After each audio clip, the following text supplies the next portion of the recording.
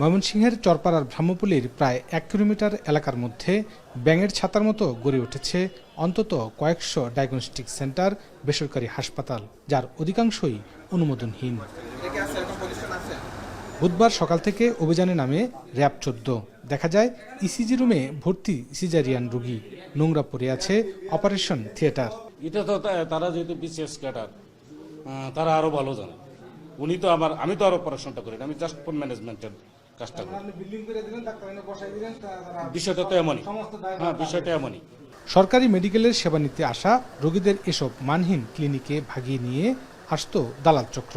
দালাল চক্র এর সাথে জড়িত, যারা মেডিকেলে ভালো চিকিৎসা বাদ দিয়ে এই সমস্ত ক্লিনিকে নিয়ে আসে রোগীদেরকে প্রতারণার মাধ্যমে। এখানে তারা টাকা খোয়ায়, অথচ তারা ভালো ট্রিটমেন্ট পায় না। সেই ধরনের কাজ যাতে পরবর্তীতে না হয়, এই ধরনের আমরা নিয়মিতভাবে এই ধরনের অভিযান পরিচালনা করব। আমরা এ সময় ৮টি ক্লিনিক ও ডায়াগনস্টিক সেন্টারকে ৭,১০,০০০ টাকা জরিমানা করা হয়। ৮ জনকে দেয়া হয় বিভিন্ন মেয়াদে সাজা। ইমতিয়াজ আহমেদ, এখন, ময়মনসিংহ।